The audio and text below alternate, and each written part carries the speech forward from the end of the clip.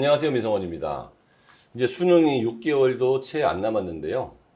이제 어떻게 해야 되나 고민하는데, 사실 6개월부터가 진짜예요. 그 반수하는 친구들은 7월부터 수능 공부 시작하거든요. 왜? 미리 해봤자 이 패턴 김 빠진다는 거죠. 그래서 그 수능이라는 게 제가 봤을 때 한 3개월 남겨놓고, 한 달 남겨놓고, 6개월 남겨놓고, 정말 어떻게 보냈느냐에 따라서 점수가 급상승할 수도 있고, 잘하는 친구들도 6개월을 잘못 보내면 잘못되는 경우도 굉장히 많거든요. 제가 그 고등학교 3학년 아이들 수업하다 보면 정말 성적이 급상승하게 제가 만들 수도 있고 되는 아이들이 되게 많아요. 그런데 일반적으로 고3 때 수능은 급상승하지 않고 잘 안 된다라는 얘기들이 하거든요. 그거는 급상승하는 방법을 모르거나 아니면 안 좋은 방법으로 공부를 하기 때문에 그렇다고 볼 수 있습니다. 요번 주에 이제 과학하고 사회에 대해서 설명을 했고, 오늘은 국영수하고 어떻게 생활 관리를 해야 되는지 수능 급상승을 위해서 거기까지 알아보는 시간을 갖도록 하겠습니다. 오늘 초대 손님으로 정랑호 선생님 모셨습니다. 안녕하세요. 네, 안녕하세요. 반갑습니다. 네, 오늘 초대 손님으로 또 최병철 선생님 모셨습니다. 안녕하세요.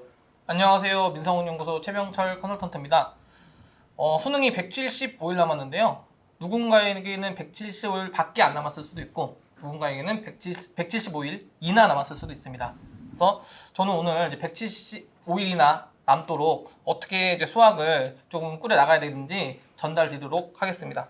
이지수 선생님 모셨습니다. 안녕하세요. 안녕하세요. 민성원 연구소 교육이사 이지수 책임 컨설턴트입니다. 자, 수능이 175일 앞으로 다가왔습니다. 지난 화요일 날 제가 177일이라고 말씀드렸는데 정말 시간은 가네요. 네. 그죠? 자, 과목별 분석도 굉장히 중요합니다. 수학을 어떻게 잘 볼지, 영어를 어떻게 잘 볼지, 또 국어, 아니면 사과탐을 어떻게 잘 볼지 너무 중요한 전략인데요. 이 수능이 당일날은 전체가 어우러져서 본다는 거, 각 과목의 특징을 고려해서 우리가 가장 알맞은 전략을 짜보는 것들 굉장히 의미가 있다고 보고요. 저도 여기서 고3 학생들을 지도하는 경험들을 충분히 전달을 해드릴 테니 엄마학교 많이 또 집중해서 봐주시기 바랍니다. 나는 고등학교 3학년 엄마니까 당연히 봐야 될 거고, 그런데 고등학교 1학년, 2학년 엄마들, 중학교 엄마들, 초등학교 엄마들은 이 방송을 왜 봐야 되느냐? 결과적으로 우리 아이들이 고등학교 3학년이 되거든요. 중학교 학원에서 중학교 선생님이, 하여튼 초등학교 학원에서 초등학교 선생님이, 고등학교 1학년을 가르치고 있는 선생님, 내신 선생님이 수능 보는 고3들이 어떻게 공부하는지에 대해서 사실 접근이 안 돼요. 그래서 언젠가는 내가 저 자리에 가는데 6개월 남은 고3들은 어떤 고민을 하고 있고 어떤 식으로 공부를 하고 있는지를 파악을 한다면, 내가 6개월 남았을 때는 난 뭘 해야 되니까 지금부터 어떤 공부를 해서 어떻게 해야 될지 이런 얘기들을 알 수 있게 되는데요. 그래서 관심 있게 보면 좋을 것 같은데, 최근 의과대학을 위해서 초등학교 때부터 수학을 많이 한다라는 표현을 쓰는데 그게 이제 부정적으로 이제 많이 표현을 쓰더라고요. 그런데 저는 초등학교 5학년 아이가 의과대학을 가겠다고 하는 게 왜 부정적인지를 잘 모르겠어요. 그러니까 초등학교 5학년 아이가 자기 나이가 50살이 됐을 때 고소득과 70살, 80살까지 안정적인 소득을 벌어야겠다고 생각하는 게 철이 난 거지. 그러니까 이 초등학교 5학년짜리가 순수 과학을 해서 경제적으로 어렵게 살아야겠다고 생각하는 게 그것도 나름대로 소신이니까 박수를 쳐줘야 될 일인데, 그거에 대해서 왜 그게 사회적인 문제가 되는지도 잘 이해가 안 돼요. 그러니까 국가가 해야 될 거를 왜 개인한테 책임을 넘기는지 모르겠습니다. 개인은 자기가 자기의 가족을 부양하고 가족을 위해서 돈을 벌고 자기가 어느 정도 세월이 지나도 안정적인 소득을 얻게 하는 게 가장으로서의 책임인 거고, 국가가 만약에 자연과학이나 그런 걸 키우고 싶으면 그쪽에 강한 인센티브를 부여해야죠. 의사 선생님보다 더 좋은 소득과 더 좋은 처우, 그 다음에 아주 나이가 먹었을 때까지 연금을 준다든지, 그냥 일방적으로 개인의 희생을 바라는 거는, 그거는 오히려 권위주의 시대에나 맞는 거지 지금 이 시대엔 맞는 것 같지 않은데, 근데 거기서 맨날 나오는 게 이런 얘기가 나온단 말이에요. 아이들이 지나친 수학 선행을 하고 있다는 거예요. 그러면 아이들은 지나친 수학 선행이 마치 필요가 없는데도 하고 있다는 거예요. 그러면 그 학부모들을 다 무시하는 거냐고. 엄마들은 정말 바보여서 할 필요도 없는 수학 선행을 엄마가 길 가는 사람이 저기 초등학생이 안쓰러우면 보내는 엄마는 더 안쓰러워요. 그런데 마치 그 엄마는 자식을 학대하는 것처럼 보내는 거고, 아이들한테 물어봤는데 아이가 이런 대답을 하더라고요. 힘들지 않니? 기자가 당황해 하더라고요. 아이가 힘들어요, 미치겠어요라고 할 줄 알았는데 안 힘든데요? 안 힘든데요라고 하는 거예요. 이게 무슨 얘기냐면 아주 간단한 얘기인 게, 수학 선행을 해야 되는 한 가지 이유는 뭐냐 하면요, 지금까지 나왔던 기출문제가 어마어마해서 고등학교 3년 동안 아무리 얘가 수학 공부를 해도 그동안 출제됐던 기출문제도 제대로 몇 번 못 보고 수능을 보게 돼요. 근데 기출문제에서 수능이 많이 나오잖아요. 그러면 고등학교 때 지금까지 나왔던 기출문제라도 다 제대로 여러 번 보려고 그러면, 요번에 수학 수능 만점 받아가지고 서울대학교 의과대학 간 친구가 그런 말 하잖아요. 수학을 고2 때까지 5번 정도를 봤더니 고3 때 공부가 수월하더라. 그러면 기출문제를 5번을 보려고 하면 어마어마한 시간이 걸리기 때문에 그걸 미리 하지 않으면 고등학교 올라서 볼 수가 없다는 거예요. 그래서 그걸 아는 사람은 수학을 미리 시키는 거야. 그런데 거기에 대해서 너무 이렇쿵 저렇쿵 마치 그게 뭐 잘못된 것처럼 얘기하는데요. 의사 선생님들이 의과대학을 자기 자식들한테 보내려고 하는 거 있잖아요. 좋으니까 자기 자식한테 보내려는 거 아니겠어요? 그럼요. 그렇잖아요. 그러니까 이 자연스러운 개인적 욕구를 마치 사회적 문제처럼 이렇게 해서 나는 위에서 다 하니까 이걸 교정해 나가야겠다, 이런 식으로 생각하는 거는 과거의 목민심서 시절. 목민심서라는 게 뭔지 아시죠? 그쵸. 목이라는 게 목축, 모구, 기른다는 얘기잖아요. 목민심서, 백성은 어린 백성이기 때문에 우리가 지도해주지 않으면 니네들은 살지도 못한다, 이런 시절의 생각들을 아직도 하고 있다는 생각이 듭니다.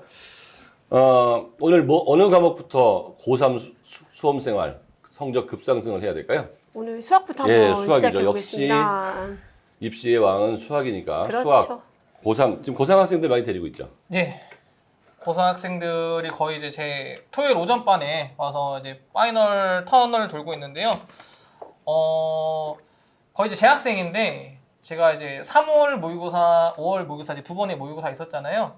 결과들을 보면 조금 우려스러운 부분이 있어요. 왜냐하면 이 컷들을 보잖아요. 그러면은 특히 미적분 컷 같은 경우는 3월도 그렇고 이제 5월은 아직 결과가 안 났지만 예상컨대 한 70점대가 1등 컷으로 나올 것으로 예상되고 있거든요. 근데 물론 시험이 이제 어렵긴 했지만 그래도 시험 문제를 안에 들여다보면 이게 과연 1등 컷이 70점대가 나올 수준인가 라고 봤을 때는 그게 아니다는 거죠. 그럼 이제 육모, 이제 다음 주에 육모가 치러지는데, 재수생, 반수생이 들어왔을 때 과연 1컷이 몇 점까지 갈 것인지. 예. 그래서 재학생들은 아마 이제 3모, 5모 보고 또 이제 등급이 잘 나온 경우에 좀 기대를 하고 있는 학생들도 꽤 많을 텐데, 육모 때 조금 긴장을 하시고 보셔야 될 것 같고, 사실 목표가 육모는 아니잖아요. 그럼요. 예, 수능이 목표다 보니까 6개월 동안 어떤 이제 학습을 꾸려나가서 수능 때 내 목표 점수를 몇 점 맞춰야 될지를 오늘 한번 알아가 보는 시간을 갖도록 하겠습니다. 네. 이제 일단은 이제 수능 수학이 이제 통합이후로 바뀌었잖아요. 그래서 이제 2년 동안의 좀 통합 수학 수능 결과를 조금 종합해 봤는데, 일단은 이제 첫 해 2022학년도는 0.63%가 만점자 비율이고요. 2023학년도 작년은 0.22%, 그러니까 3분의 1로 토막 났죠. 그렇네요. 그 다음에 1등급 컷도 88점에서 85점이 됐습니다. 예. 그래서 만점자 수도 그 전해 2022학년도는 2,702명인데요. 2023학년도는 934명. 그럼 이제 이거를 왜 넣었냐? 여기서 트렌드를 읽으시라는 거죠. 그럼 최상위권들은 지금 만점자 비율도 낮아졌고 1등 컷도 내려갔어요. 그럼 문제를 좀 어려워했다는 건데, 그럼 왜 어려웠는지 한번 생각해 보면, 자, 킬러 문제 난이도가 내려갔냐? 그게 아니라는 거죠. 예. 킬러 문제 난이도는 오히려 올라갔냐가 아니라 그게 내려갔는데, 이제 중킬러 문제, 중킬러 문제가 많아지고 또 그 난이도가 올라왔기 때문에 실제적으로 아이들이 킬러 문제를 못 풀었는데 그게 이제 어려워서 못 푼 게 아니라 시간이 없어서 못 풀었다. 그렇게 해석을 하셔야 된다는 거죠. 솔직히 네. 말하면 그게 킬러 문제라고도 할 수가 없는 게 제가 그 수능 기존에 한번 정말 킬러 문제라고 하는 것들을 한번 찾아봤거든요. 97년도가 제일 극악이었던 것 같아요. 수탐 원 시절인데 그때 29번이 정답률이 1%대였어요. 30번. 근데 뭐 비공식적으로는 0.8%라고 얘기를 하기도 하고요. 정답률이. 2018년도가 이제 그 수가 30번이 2%대였거든요. 근데 실제로 이제 2019년도부터는 좀 이 킬러의 비중이 줄고 그리고 준킬러 문제들이 많이 포진을 하게 됐어요. 그러다 보니까 이번에 그 다음 장에도 나오겠지만 킬러 문제라고 나오는 30번, 22번 문항들이 오히려 정답률이 조금 더 상승을 하는 거죠. 예, 그 다음 페이지 오답률 보시면 이제 좀 더 명확하게 알 수 있는데요. 그 이거는 이제 통합 수능만 모았어요. 그래서 보면 이제 그 상위권 1, 2위는 이제 오답률이 한 94% 정도 됐는데 이제 그 아래로 내려갔을 때 2022학년도 같은 경우는 오답률 5위 번호가 74%거든요. 근데 작년도 5위 번호는 84%예요. 그러네요. 그러니까 중킬러가 많아졌던 증거가 여기 하나 있는 거고요. 7번도 조금 차이가 나거든요. 그리고 참고로 2020학년도는 이제 통합수능 아니었을 텐데 이때 수학 오답률은 4위가 65%였어요. 예, 근데 지금은 7위가 68%입니다. 네, 이건 35%가 맞았다는 거잖아요. 그 예, 당시는. 그러니까 그렇다는 얘기는 결국은 이제 트렌드가 킬러 문항 난이도는 내려가고 중킬러 난이도가 올라갈 건데 아이들이 아직까지 과거의 생각을 못 떨쳐버린다는 거죠. 그러니까 지금 사실 킬러 문항이란 말이 생긴 것도 언제 생겼냐면요. 27문제가 쉽고 세 문제가 어려울 때 생겼어요. 근데 이제 이사님 수능 볼 때나 제가 수능 볼 때는 킬러 문항 말이 없었잖아요. 네, 그냥 왜냐하면 다 다 어렵어. 어렵거든요. 그래서 그때는 1등 컷이 60점대일 때도 있었어요. 네. 다 어려웠기 때문에. 예, 근데 지금 이제 이제 2019년도 그 정도가 해서 이제 이 27문제가 쉬웠고 세 문제가 어려웠는데 지금 다시 그 트렌드가 좀 더 과거 쪽으로 옮겨간다는 거죠. 근데 아이들이 아직까지 이제 킬러 문제에 맞추려고 목을 매는 경우가 많은 것 같아요. 물론 목을 매야 되긴 한데 킬러 문제 맞추려고 목을 매야 되긴 한데 그걸 조금 줄이고 지금은 내가 시간을 맞추는데 좀 더 집중을 해야 된다라는 거죠. 제가 그러면 좀 질문 좀 드려야 될 것 같은 게, 그러니까 수능을 급상승을 해야 된다고 하면 저는 일단 2등급은 마저 주면 좋지 않겠냐. 2등급이라는 의미는 뭐냐 하면 일단 그 최저를 맞출 때 보통 수학이 약점인 경우에 수학을 1등급까지 노리는 경우에는 다른 과목이 망가질 경우가 있어서 일단 전략적으로 저는 일단 수학을 2등급을 안정적으로 만들고 다른 과목을 다 1등급으로 만들면 그러니까 의과대학교 그 최저를 맞출 수가 있잖아요. 그래서 저는 이 방송을 누가 좀 많이 봤으면 좋겠냐 하면 수능을 만점을 도전하는 얘기도 여기서 하겠지만 그것보다는 그 사합 5를 맞춰서 그 의과대학 면접을 갈 수 있는 친구들. 지금 제가 이제 가르치고 있는 친구도 1.0짜리 하나 하고 1.01짜리 하나 하고 1.3짜리 하나를 지금 제가 MMI를 가르치고 있는데 그 두 명은 아예 그냥 뭐 완벽하게 수능이 올 1등급이 떠요. 그리고 거의 만점 수준으로 나오는 친구인데 한 친구는 33332 정도였어요. 3332. 근데 지금 5릴에서 합이 5가 될 가능성이 제가 보기에 80에서 90%까지 올라갔는데 정말 집중적으로 수능 공부를 했더니 2달 만에 그게 되더란 거예요. 2달 만에. 그러니까 심지어 국어도 수학도 영어도 과학도 그러니까 급상승을 하고 있거든요. 그러니까 이거는 분명히 아이의 의지와 저희의 노하우가 합쳐지면 충분히 가능한 일이어서 저는 이 방송의 유용성은 누가 제 1번으로 있냐 하면 현재 등급을 잘 땄어요. 내신 등급을 잘 따서 최저를 맞춰야 되는 친구들 그리고 최저만 맞추면 내가 들어갈 가능성이 높은 친구들을 빨리 저희한테 연락을 주시고요. 또 하나는 이제 이미 1등급은 뜨고 있는데 한 문제를 더 맞춰서 올라갈 수 있는 학교를 쭉쭉 올리는 거. 사실 이 한 문제의 가치라는 게 이 위에서부터 쭉쭉 내려오다 보면 그 한 문제에 몇천 명씩 들어있잖아요. 그렇죠. 그러니까 그것도 최상위권에 몇천 명이라는 거는 의과대학 정원이 3,500명인데 한 문제에 3,000명 들어있다고 하면 이 한 문제로 가고 못 가고지 이 전체적으로 최상위권에서의 한 문제는 어마어마하기 때문에 내가 현재 최상위권이라면 수능 급상승 전략이 한 문제 더 많은 전략이야. 그런데 등급이 아직 2등급이라면 1등급 가는 전략인 거고 1등급에서는 만점 가는 전략인 거고 3등급에서 2등급 전략인데 수학에서 3등급을 현재 받고 있는 아이가 안정적인 2등급을 받기 위해서 뭘 좀 해야 성적이 급상승할까요?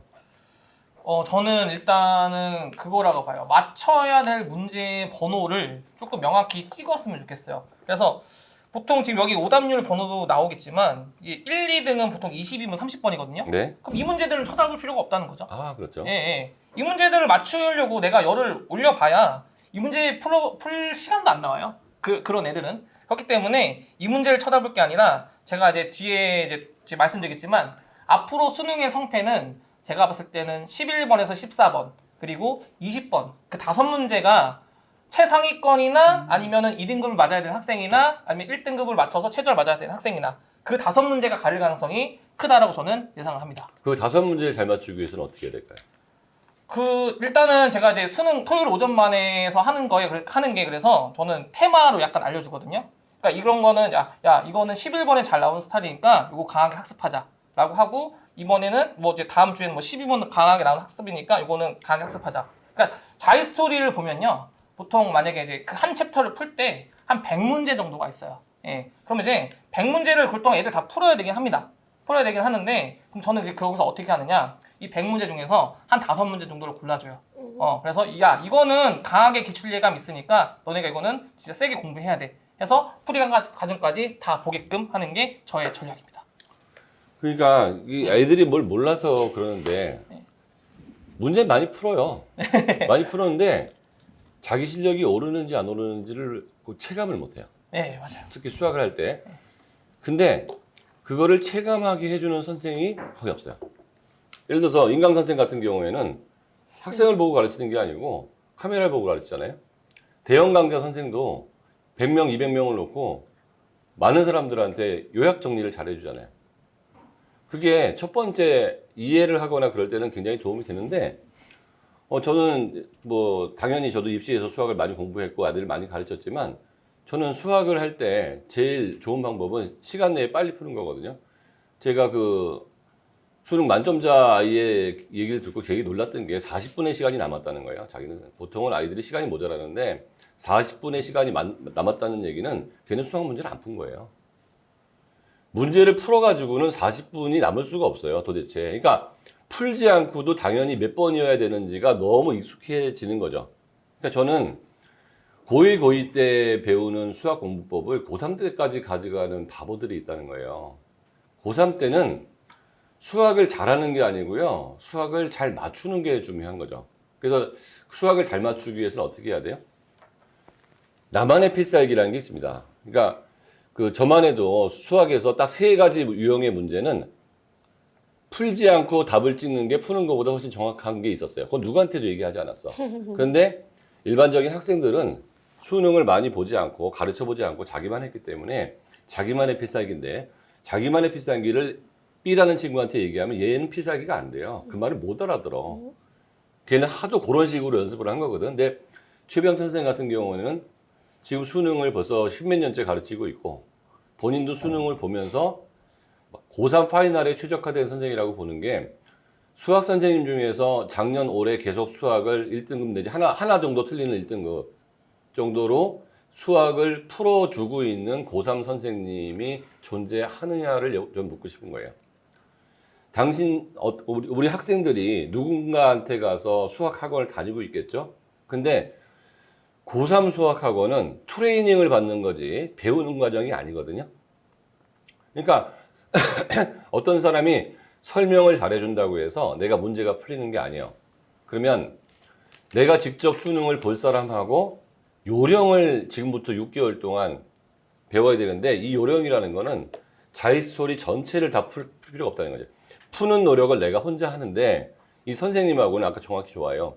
5문제를 딱 주고 5문제 갖고 토론을 하면서 여기서 이렇게 나올 때는 이런 식으로, 이렇게 나올 때는 이런 식으로.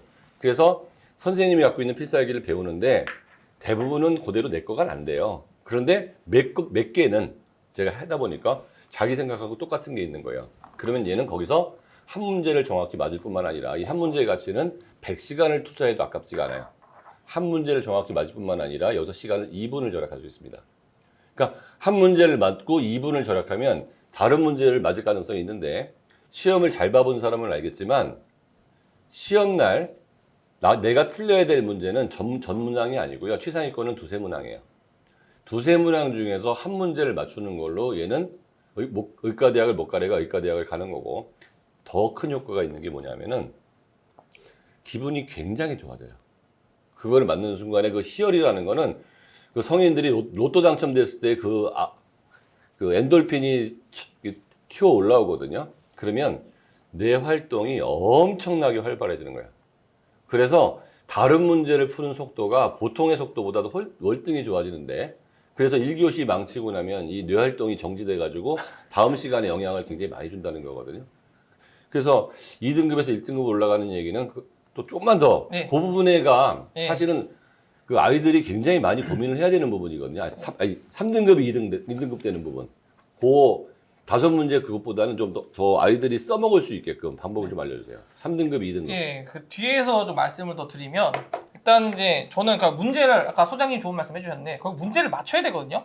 그 문제를 맞출 때 그 필요한 단계를 좀 생각을 해보면 요 4단계로 볼 수 있는데 이제 이해부터 시작해서 이제 검토까지 가는 4단계 중에서 아이들이 가장 약한 게 원래 2번이었거든요. 물론 지금도 2번이 약한데 그러면 이제 2번을 하고 나서도 연산을 하잖아요. 그럼 이제 제가 아이들을 쭉 보니까 그러니까 계산 라인이 너무 길어요. 한 5줄에 끝낼 수 있는 거를 10줄에 하고 있더라고요. 그러니까 고등학교 1학년이나 수학 네. 처음 배울 때 하는 짓을 고3 때도 하고 있다는 얘기예요. 네, 그렇죠. 그러니까 그 고1 때 그 개념적 공부했던 그런 기본 유형 샘플듯이 푸는 거를 고3 때도 하고 있어요. 예. 그렇게 하면 타임 어떻게 무조건 걸릴 거라는 거예요. 그럼 당연히 내가 원하는 목표치는 못 만들 거고요. 그럼 이제 저는 어떻게 할 거냐? 그러니까 그럼 아이들이 왜 이걸 갖다가 5줄에 할 수 있는 거를 10줄에 할까라고 생각해 보면은 5줄짜리 풀이를 본 적이 없는 거예요. 아, 그러네요. 예, 예. 너무 자세하고 친절한 풀이에만 네. 익숙하다는 얘기네요. 그거를 5줄짜리 풀이가 있다는 걸 자체를 알지도 못해요. 왜냐하면 어차피 애들 이제 문제 풀리고 애들 판단을 맞았다 틀렸다로 하거든요. 근데 이제 앞으로는 맞았다 틀렸다로 판단하는 게 아니라 이 라인을 줄일 수 있는 방법들을 계속 고민해 나가야 되고 그걸 줄여 나가야지 시간이 결국 줄어든다. 어떻게 하면 그걸 줄일 수 있을까요? 어떤 훈련을 통해서? 일단은 저는 가장 좋은 방법은 도제 교육이라고 보거든요. 그래서 제가 이제 올해 좀 결심한 게 있는데 앞으로 이제 모든 모의고사의 풀이는 아이들에게 좀 제공을 해줘야겠다. 그래서 이걸 갖다가 그 제가 풀이 방법을 하는 거를 그대로 보고 아이들이 좀 따르게끔 하는 게 저희 1번 목표입니다. 제가 사회 가르칠 때 그렇게 가르치거든요. 네. 그러니까 마더턴 같은 데 보면 몇 페이지씩의 문제 해설이 나와요. 그 해설로 하려고 그러면 그 시간에 못 풀어요. 네. 그러면 그 로직을 그림으로 딱딱 그려가지고 거기서 5분 동안 설명한 거를 30초에 딱 한 연습을 저는 시키거든요. 그 연습만 트레이닝이 되면 저는 이제 경제학을 가르치니까 수능 경제는 틀릴 수가 없어요. 근데 그 로직을 가르쳐 주는 사람이 아무도 없는데 누가 그걸 하느냐?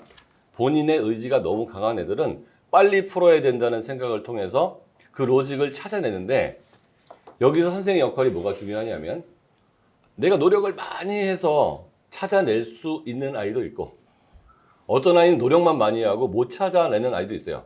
그런데 저한테 오면 100% 다 찾는 거예요. 왜? 그 로직을 가르치니까. 그렇죠. 그러니까 이 아이가 노력할 시간 6개월이라는 급상승의 생각을 해볼게요. 이 아이가 저는 이제 경제 얘기만 한다 그러면 경제를 공부할 때 이만큼의 노력을 해야 되는데 경제에 이만큼 노력할 시간이 없어서 정말 운 좋은 아이만 그 로직을 찾는데 선생은 그 로직으로만 계속 연습을 시키고 있는 거야. 그러면 그 한 문제를 더 맞추기 위해서 내가 뭐 누구의 수업을 듣고 누구 수업을 듣고 이것도 좋은데 고3 아이가 그 10줄에 푸는 거를 5줄, 4줄에 풀 수 있는 연습을 하고 그걸 할 수 있는 사람하고 그게 연습을 같이 하는 수밖에 없다는 거죠. 그러니까 걔가 문제는 맞춘다는 거 아니에요. 근데 10줄에 맞추는 거를 4줄에 맞추는 연습을 시켜준다는 거죠. 예, 그래서 아까 그 자이스토리에서 제가 5문제 찍는다고 말씀드렸잖아요. 네. 그러니까 아이들한테 야 틀린 문제 질문해봐라고 그러니까 질문 문제 저한테 해보라고 했더니 진짜 틀린 것들만 하는 거예요. 아 이제 그렇게 하지 않겠다는 거죠. 그렇죠. 왜냐하면 네가 맞았는데 시간이 오버돼서 풀어서 맞은 거는 위험하게 맞은 거잖아요. 그렇죠.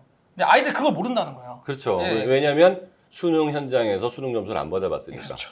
네. 그러니까 시간이 모자라가지고 세 문제를 뚱뚱뚱 찍고 나오는 경험을 못 해봤으니까. 네.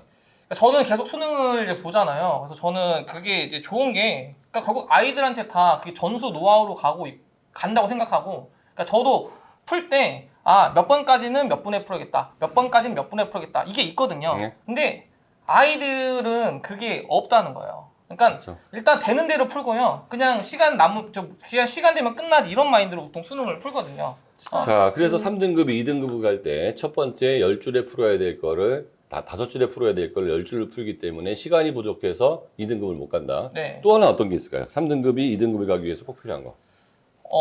일단은 그거 같아요. 아까 이제 자이스토리 얘기를 말씀드렸는데 지금은 이제 문제를 맞춰야 되거든요. 그러니까 강하게 해야 될 문제와 조금 덜 해도 될 문제를 구분 자체를 못 짓는 것 같아요. 어떤 걸 강하게 해야 되고 어떤 걸 덜 해야 될까요? 일단은 최근에 기출 문제로 나온 것들을 반드시 학습을 해야 됩니다. 왜냐하면 아까 이제 통합 수능 된 지가 이제 올해 3년째거든요.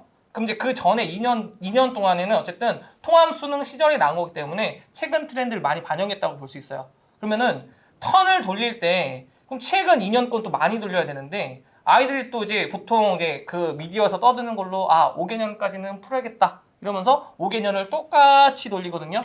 그러면은 이게 시간이 한정돼 있잖아요. 5개년을 다 돌리는데 시간이 얼마나 가겠냐고요. 그렇죠. 예, 그래서 빨리 돌릴 건 빨리 돌려주고 크게 돌릴 건 크게 돌려주고 이런 같이 돌아가는 게 좀 필요하다. 이게 노하우인 거예요. 이게 왜 그러냐면 수능은 그 출제위원 풀이 있잖아요. 최근 3년은 그 풀의 80%가 유지될 가능성이 있으니까 최근 3년 거를 돌리는 속도와 5년 거를 돌리는 속도와 그러니까 10년 거를 돌리는 속도를 다르게 해야겠죠. 왜냐하면 10년 거를 돌리는 애들은 정말 만점을 맞아야 되거든요. 네. 왜냐하면 전반에 만점을 받아야 될 거는 과거에 선생님이 들어올 수도 있으니까.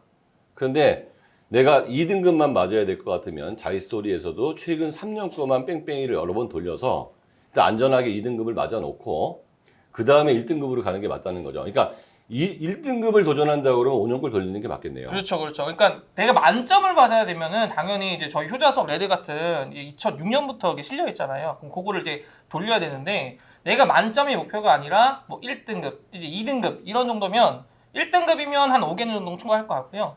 한 이제 2등급 목표면 저는 최근 2년만 꾸준히 돌리더라도 2등급은 문제 없이 갈 거라고 자, 생각합니다. 이게 제가 꼭 듣고 싶었던 바로 수학의 공부 방법이에요.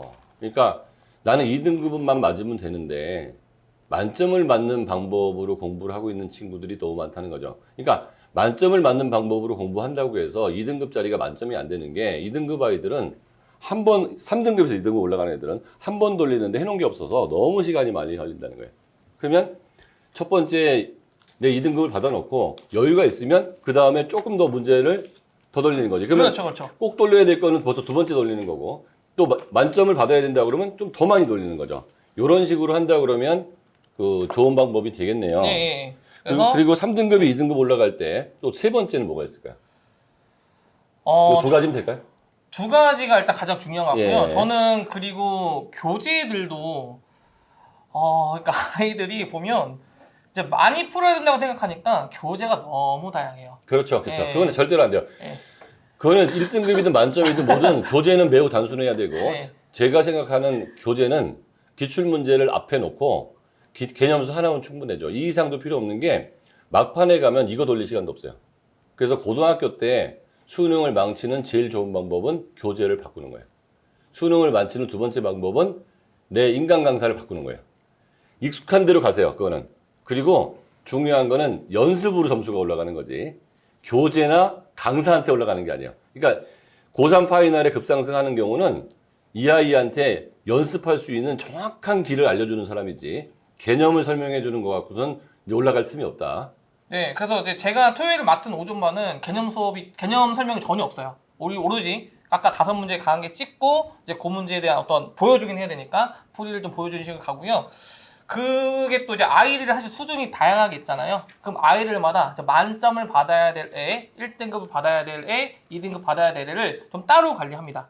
그래서 아까 말씀드렸던 2등급 받아야 될 애는 효자 수학 레드까지는 풀 필요가 전혀 할 필요 없으니까 자기 스토리를 조금 강하게 예, 돌리는 편이고, 만약에 1등급 받아야 된다. 그럼 이제 자기 스토리에다가 이제 효자 수학은 아주 조금씩 섞어주면서 예, 그 정도로 가고, 이제 만약에 만점 받아야 된다고 하면은 효자 수학 레드도 많이 돌아야 되겠죠. 그렇죠. 그래서 그러면 네. 이번에 2등급에서 1등급 가는 아이들을 위한 급상승하는 방법. 사실은 제가 우리가 자료 준비 많이 했는데 제가 어머니가 들어야 될 얘기는 이 자료를 다 이해할 필요는 없는 거고, 그 아이가 엄마가 듣고 아이가 이거 봐라. 너 이렇게 하고 있니? 저렇게 하고 있니? 네가 이렇게 하고 있다면 최별 선생님이 하려는 대로 해. 그러면 지금 네가 하는 방법보다 시간이 한두 달 절약돼. 이거거든요. 제가 이 방송을 만든 가장 큰 이유가. 네.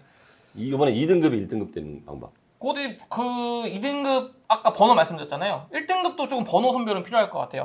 그러니까 아직은 만점을 목표로 하는 애들이 아니니까. 예, 그러니까 아까 쉽게 이제 말하면 킬러 2개 틀려도 1등급이잖아요. 그렇죠. 예, 그러니까 컷을 보시면 보통 88점 정도면 웬만하면 1등급 가거든요. 그럼 내가 세 문제는 놓쳐도 된다는 거잖아요. 그럼 이제 뭐 대표적으로 30번, 뭐 22번, 그다음에 29번 정도 놓친다고 보면 미적분에서, 그러면은 나머지 이제 그 27문제를 맞는 전략으로 가야 되는데, 그러니까 그 아이들이, 그러니까 솔직히 말씀 이게 되게 좋은 말씀 해주셨는데, 목표치는 사실 다 달라야 되는데 다들 수학을 잘하고 싶고 만점 받고 싶고 그러다 보니까 공부 방법이 나한테 안 맞는 방법을 하는 게 너무 많아요.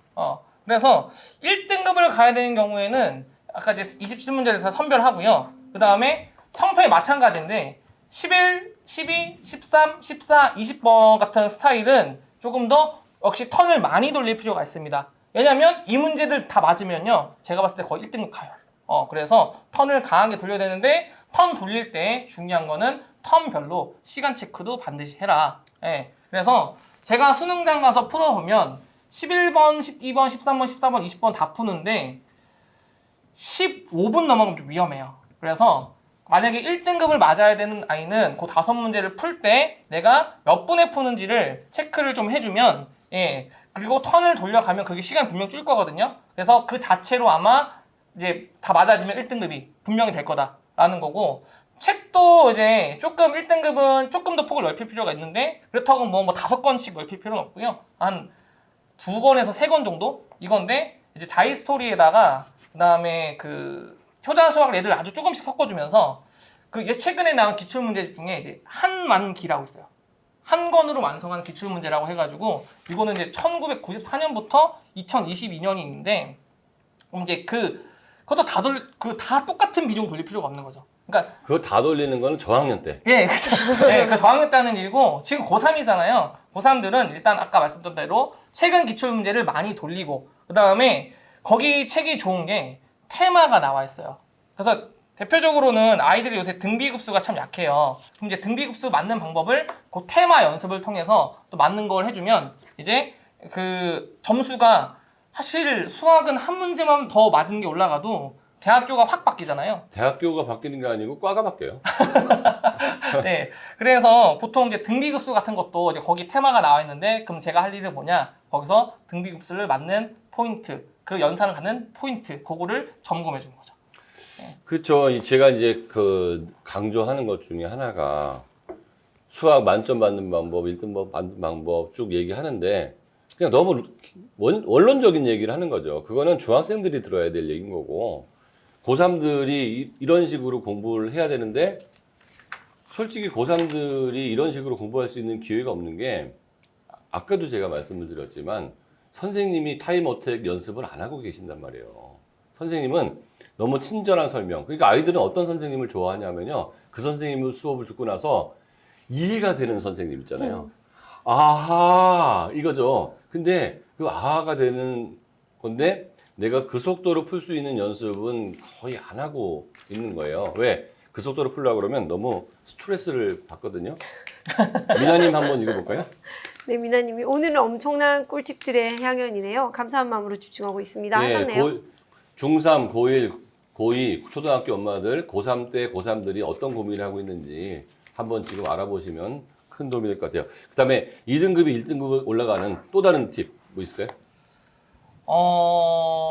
이제 뭐 어쨌든 기출 문제의 턴이 또 일단 중요하고 그리고 이제 그 큰 모의고사 연습도 되게 중요한데요. 그러니까 저는 이제 아까 세 문제는 좀 벌어도 된다고 말씀드렸잖아요. 그러면은 27문제를 이제 그러니까 원래 킬러 문항까지 다 맞추려면 한 27문제를 한 60분 정도는 풀어야 돼요, 최근에는. 근데 이제 그게 아니라 이제 내가 어쨌든 킬러 문항은 버리기로 마음 먹었으면 한 27문제를 한 이제 90분에 풀든지 해서 조금 더 정확하게 맞춘 연습을, 그러니까 모의고사 전체적인 틀도 연습 많이 해야 된다는 거죠. 저는 어떤 식으로 생각하냐면 이제 그 킬러 문제까지 다 푸는 모의고사를 풀지 마시고요. 예. 그러니까 앞부분에 세 문제를 제외하고 타임어택을 얼만큼 걸릴 수 있는지 연습을 하면 사실 킬러 문제까지 다 풀려고 그러면 풀 시간을 가져가야 되잖아요. 그렇죠. 예. 그거는 보통 때 할 연습이 아니에요. 그러니까 킬러 문제 한 세 문제를 제외하고 내가 몇 분 컷을 계속 할 수 있는지를 잰다 그러면 하루에 모의고사 하나 보는 건 큰 문제가 아니잖아요. 네. 근데 많은 경우가 그 킬러 문제를 맞았냐 틀렸느냐를 가지고 그 기분이 좋았다 안 좋았다 하는데 킬러 문제는 맞을 수도 있고 틀릴 수도 있거든요. 그렇잖아요. 그러니까 아이들 목표가 왜 다 100점이라는 거예요? 맞을 수도 있고 네. 틀릴 수도 있는데 그래서 평상시에 앞에 부분은 거의 안 틀리니까 기분도 좋잖아요. 그러니까 모의고사 푸는 연습을 할 때 킬러 문제를 제외한 나머지를 아주 빨리 푸는 모의고사 연습을 일주일에 한두 번씩만 계속 해줘서 그 시간 내에 얼만큼 익숙하게 만드는 연습을 하는 게 굉장히 중요한 게 저는 1등급 전략이라고 보고요. 그럼 자, 마지막 단계가 왔네요. 자, 그래서 1등급 전략이 제가 의미가 있다고 생각하는 게 제가 그래서 입시에서 제일 유리한 거는 지역에서 내신 1점 초반 따고 최저만 맞추자 이거 아니에요. 고려대학교가 1등급 그 최저 맞추는 아이가 35%밖에 안 된다면서요. 그러니까 쉽게 말하면 내신 서류가 통과된 아이들이 수능에서 1등급만 맞을 수 있다면 그래서 미리 제가 좀 광고 좀 하면 현재 그 최저를 맞춰야 되는 아이들 있잖아요.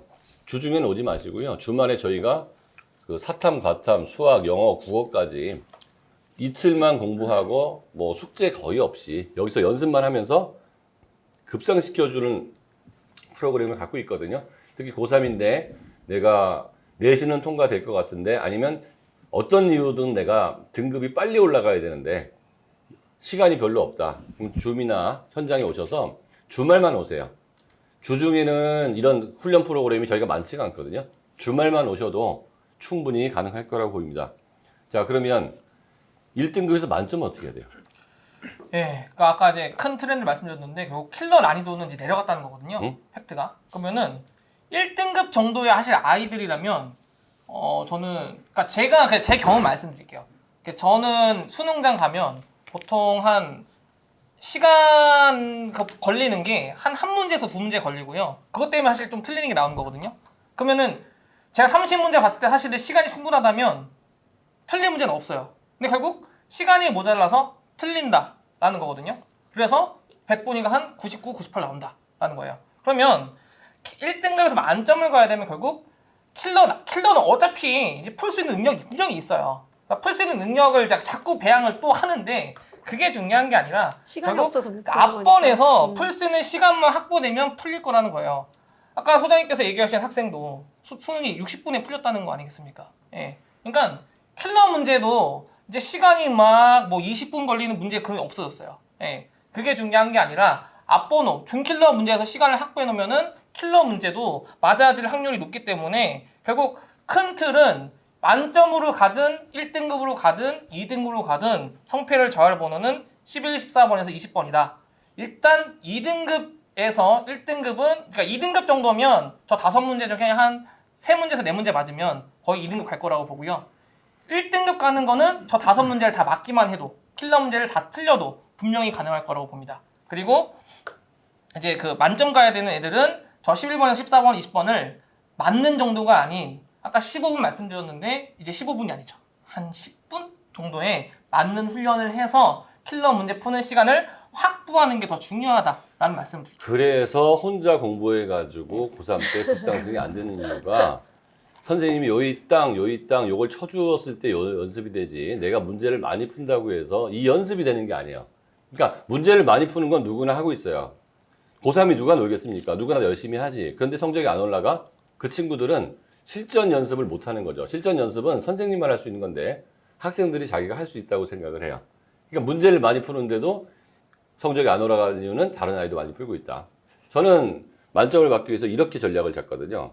아주 간단하게 잡으면 자이스토리는 자이스토리대로 돌려요. 그 다음에 킬러 문제는 킬러 문제대로 돌려요. 이걸 같이 안 돌려요. 그러니까 자이스토리를 돌리는 이유는 속도를 확보하자는 거고 킬러 문제를 돌리는 이유는 가장 어려운 문제를 맞추자는 거예요.